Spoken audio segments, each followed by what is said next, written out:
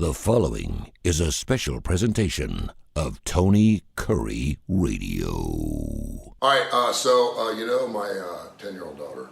10 going on. She's awesome, man. I just love her so much. She's so insightful, very compassionate. She asked me these questions like, what would the world look like if we had no men in it? What's another question she asked about? She asked me a question about the LGBTQ thing. Do I support that? She asked me some basic questions. Better to be single than married on Valentine's. So, here it comes, ready? Oh boy. Should the success of a marriage be based only on whether it ends in divorce or not? Now, you wrote that. We're going to be transparent. I did. Is that a paraphrasing of hers? She said if your marriage ends in a divorce, is your marriage a failure? So she doesn't speak in like... No, I had to write it out. Okay, because I was like, what do you mean? She's like, well, say you're married for 24 years, and then you get a divorce. Was that marriage successful? She followed it up with that, and I said, wow, that's a great question, because a lot of people get married. You know, we gave it our best shot. We got our kids up. We got them out of the house. It just wasn't working for us anymore, so we decided to hang it up. And you know what? We had 20 great years together. Yeah. And they would consider that a success, I think. Well, yeah, because we talked about the opposite. And I try to put it in business terms. If I started a business and got 20 years out of it, I would say a business is very successful if you got 20 years out of it and you decide to go do something else. But when you start a business, you don't commit to it for life like you do in a marriage. No, but so you've said this before, and you could use the business analogy. Yeah. We've been together for 45 years. Yeah. And 22 of them are miserable. Yeah. Like miserable. Like miserable to the point of the only reason I'm here is logistics, finances. I don't really want to go out on my own. I was hoping we grow back together again. Yeah, it ain't gonna happen. So I've accepted. Actually, there's two different ones. One is this is miserable, and I'm just tolerating it because of, which I think was 2 or 3 generations before. That's what it was. Our mom and dad's generation, they didn't divorce. See, your parents are older. My mom and dad's generation. Well, we were in LA. Yeah. LA, it hit like it was like an infectious disease. I swear. I grew. Me too. Yes, my parents are divorced. Yeah. They were divorced when I was 9. Yeah. And I so distinctly remember one friend of ours' parents got divorced, and it was fairly and we were young. And the next thing I knew, it was like a cold. Yeah. I was like, oh, his parents got divorced. I was like, my parents got divorced, and then it literally flipped, where more of my friends' parents were divorced than not. And that's a different generation. But I do think there's a difference between we're miserable and we're staying together. I hear it all the time. We're staying together for the kids, or we're just staying together because we committed. Mm-hmm. That's miserable. Yeah. Then there's we're together and there's just kind of nothing. Yeah. We don't hate each other, but we're not really, there's not a committed relationship. I'm not really, we're cheating, there's just nothing. And then there's this is not working. We're not feeling it anymore. It's time to move on. Mm-hmm. Now, and I always, the caveat for me is people have different spiritual beliefs, religious beliefs. Yes. And that kind of holds in there. Mm-hmm. But if you put that aside, I am, in my personal view, if that marriage is going into the drain, if the relationship is going into the drain, and if it is at a point where both of the couples are miserable or are distressed, or just are not living a good life, screaming at each other, stop. Yeah. Finish it. Cut it off. And gosh, I hear all the time, we're staying together for the kids, and we're gonna pretend. Yeah. You can't pretend. Yeah. I mean, you can pretend for a short period of time. Yeah. You can. Yeah. But you cannot pretend, and your kids know. So to answer Lila's question, if it ends in a divorce, was it a failure? It depends. Okay. And I'm a psychologist. She wanted I would never say that. Because she's 10, she wanted a year. Give me a year. 15 years, is that success? 20 years, is that Oh, success? she wanted to know how many 25 years constitute success? I said, Ooh. I said, if you're looking for a year, I would say 20. Because I know by 20, normally you have kids right off the bat, and If you for have the kids, most yeah. part, they're out of the house, and they moved on. See, I would say 10. 10, because you can suck it up for 10. I always wonder, man, people that get divorced like within the first couple of years, I'm like, what in the how in the world? Because the first 2 or 3 years fly by. Well, it depends, though. But I'm like, because they've been together for a long time before. That's the other thing. You know, don't look at the years. Don't look at the years married. Look at the years. I think it's even worse when you're together with someone for 6 years, and then you get married and you're divorced after 1. Yeah. I'm like, you were with that person for 6 years. Well, because that tells me they should have never gotten married in the first place. Right. And they were probably pressured. Yes. She just said, but that's so that's a good example. You were married. You were together for 6 years. You were married for 1, and then you're divorced. Okay. Yeah. Then if you hadn't got married, you probably would have broke up after 7 years. Yeah. Yeah. So it's just that whatever the reason was, you got together and you decided to get married. Whether it was external pressure, self pressure, perceived survival of the relationship. If we get married, it will change things. Mm-hmm. And people do that all the time. They don't say it. But they believe it. If we take that next step, yeah, we'll be closer because we will be formally committed. Well, that's a great question. I can flip this around too, because if you're going to go that route and say, we gave it all we got and we just grew apart, then you can certainly make the argument that you can have couples that were married for 35 years till death do us part. And is that a successful marriage? What do you mean? You didn't get a divorce. No, that's what I'm saying. You were miserable. In some cases, marriage isn't successful even if you don't get a divorce through it. Right. So yeah. So tell her she should just stop asking questions. Stop it.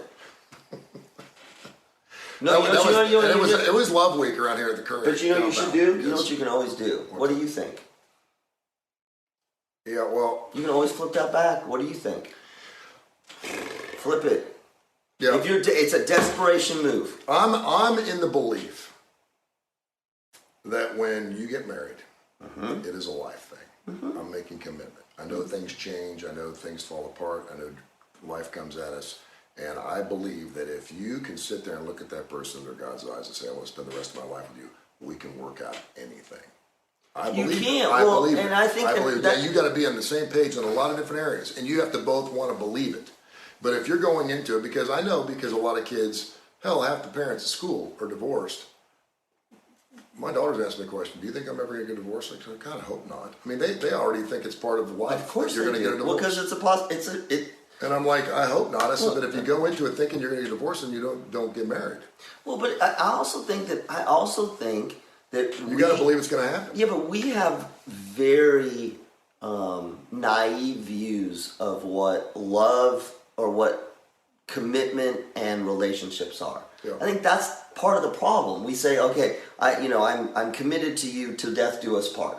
Well, that's great. I mean, that's great. But the way you think about that on the first day is not the way you're thinking about that 10 years in. True. Because 10 years in, now they're different. Or now they got weird problems. Or now they're not as committed to the relationship. And so now the work becomes, are you willing to make deep personal changes in order for you all to be compatible? Mm-hmm. And that's where it goes awry. Yep. Because it ain't about love in that part. It's about the willingness to be with a person by evolving, changing, facing your fears, going to therapy. I mean, that's where the grind of marriage comes in. I know of 2 couples that were on the brink of divorce, were like, I don't want to be with you anymore. They both agreed, and then they're like, let's give it a shot. Mm-hmm. At least we go to marriage counselor and give it a shot, and they stayed married, and they're happier now than they were the first day they married. I love it. And I'm kind of like, look at that. But yeah. But they prayed on it. They got together. They got on the same page. Do you want to give it a shot? That's one of those things where, listen, I'm not going to get a marriage counselor unless you're all in. Are we really trying this? Well, are you doing this to appease me? Or are you doing this to make us feel good? And I think say you gave it a shot and it still didn't work. Well, yeah, that's a lot. Are you willing to? But as marriage counselors, a lot of therapy, they come tell. in and you go like, Okay, yeah. You do your 2 sessions and then go get divorced. You want to, or just do your 2 sessions. Yes, okay, fine. You tried. Da, da, da. But I will tell you this. When you get to that place, as much as couples will say, we need to go to marital counseling or marital counseling. It is also the time where usually each person needs to go work on their own stuff. Mm-hmm. Absolutely. And people say, and I hear this a lot. Are you kidding me? I got to go to marital counseling and individual counseling. Yeah. Yep. If you want to keep you got to get all that shit. If that's what you want. Because it's a mess. Yep. It's a mess, and it ain't just the relationship that's a mess because y'all are both y'all are contributing to that relationship. Yep. And this is why all the things you said earlier in the other segments, this is why you need to nip things in the bud, because by the time we get to it's like your arteries that are occluded, right? Oh my God, you need triple bypass surgery now. All you needed to do before is get on some meds and eat a healthier diet, but now we got to do open heart surgery. Thank you, Barney Fife. The Chinese balloon thing has been huge. We're shooting things out of the sky left and right. It's got a little bit of a sinkhole mentality to me. Once there's a sinkhole in Florida, all of a sudden there's sinkholes all over the world. Well, and also they're high-flying, high-altitude objects. Yes. They're not just balloons anymore. Yeah. We're shooting stuff, anything 60,000 feet and up, we're shooting it out of the sky, and we're spending billions of dollars going around the oceans picking this shit up, and it's something, and we're finding out that it's balloons from Chuck E. Cheese. It's what it is. So I was trying to figure out an angle. We were to go on Fox 6 today, and I was thinking, man, this Chinese balloon thing's interesting. So what kind of surveillance do you do on your mate? This has been a love show. It's been a Valentine's week of love. Yes. Hopefully you'll learn something here. So are you one of those people that asks your mate for his passwords or her passwords? Nope. Why would you need their passwords? Now, if you have an account, a Facebook account where you're both on at the same time and you're together and all the pictures are you and him, no one has joined. Oh Facebook. yeah, they do. Yeah, they do. It is a little strange, but usually only one person is running it. Right. Or do you ever? We've said this many times. If you put your phone face down and you're not doing a radio show, something's up. There's no reason there's no reason why you need to put your phone down. Yeah. If you're in a meeting, yeah, or you're trying to hide something, you put your phone down. Yeah. If your phone's up, there is absolutely no reason. If you got nothing to hide, I don't absolutely no reason. I mean, there's absolutely no reason. Jules has got a sound for literally everything that pops up. Yeah. Every text she has a sound. Every email she has a sound. She has a sound for you. Yeah. It's ridiculous. Every person she knows, she has a different sound. What is your sound? Is it a Kid Rock song or something? No, I can't remember. It was like Doomsday. It was I would love to come over and surveil you one day. Adair's is like little bird tweets. Max is an acoustic guitar. But so my house, so for Julie, I mean, unless there is something going on where there's one person that doesn't have a sound, there is a constant. I don't even have to look at anything because I can hear it from anywhere. So what would it say about a person who has nothing to hide but doesn't feel the need to share any of their passwords with you? It's weird. It is weird. You know why? Share is a weird. It's also weird. Like I would never go to my wife and say, "Here are all my passwords to all my social media." Yeah. If she asked me, "Can I have your password to get on your Facebook account?" This is interesting. Or your Instagram account. See, I would. First, she'd ask why. Yeah, I'd be like, "Why?" If she had no reason to doubt you or mistrust you, that would be a strange question, because you. Right. That's what I mean. The second. The second they ask for that, there's a mistrust. There's a doubt there. Right. Why did you pick up my phone? Why did you get into my emails? What they're looking for something. Now, do you feel, well, you're not married anymore, but I feel. Thanks for reminding me. Sorry. So I always forget Julie's lock screen combination. Yes. I don't pay attention to it. But sometimes she'll say, "Look, can you, text our daughter back? I'm over here. Can you text our daughter back? Can you get, what's the combination?" And then she gets mad. And it's da-da-da-da-da-da. I've told you a million times. Yeah. I do feel weird interacting on her phone. Yeah. It is the strangest thing. It's hers. It's just slightly uncomfortable. Our phones are very personal. Yeah. They have all of our, it's a diary. Our phones are a diary. Would you allow someone to read your diary? Or take the key to unlock it? No, because there's some things in life that are private, and I think our phones have turned into that. Our phones are our lives. Yep. They have all of our pictures on there. It's not to say we were hiding anything. It's just that it's but my even stuff. comments, like things that she's talking because about. Because there may be friends, something on there where, why in the world did you take a picture of this? Or even say something. I mean, I think about some of the conversations that you and I have. Yeah.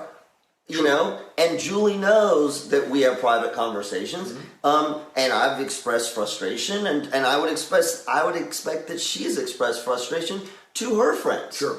But and out of context, it would not be good. But I'm telling you, there is no way. We'll talk about this on Fox. The second your spouse or your significant other asks you for the password, unless there is a, I don't even know. I need to check. There's nothing. Yeah. On social media. I know, yeah. I mean, maybe now bank account, that gets to be a whole nother interesting. Sure. What's the password to the bank account? Yeah. Tip: if your spouse is asking you the password to the bank account, you better be all in. Here you go. Yeah. Because if you pull back on that one, that's now you're hiding. Exactly. All right, so now we have some good Oh, that's content good. for Fox 6. Thank you for helping us. That was all right. We're lining up, ready to go. All right, we'll be on Fox 6 in about 10 minutes right here with Janice and Toy and, of course, Mickey. And they just lost one of their meteorologists. I know. And yeah, super sad story. Mr. Washington at the age of 49. 49. So thoughts and prayers go up to him as well. All right, love you guys. Check out all of our podcasts if you like what you watched today. Linda Feckety, my sister's watched this morning. Good morning, Lala Poo Poo. I love you. Teresa Ponderwood as well. Thanks for watching this morning right here on Kurre and Klapow. Check out all of our podcasts, Tony Curry Radio Podcast, and get that TKR app. It's free. It's great classic rock and roll. You'll love it. Check out the TKR app or Tony Curry Radio app on Android. On Fox 6 in 10 minutes. This has been a special presentation of Tony Curry Radio.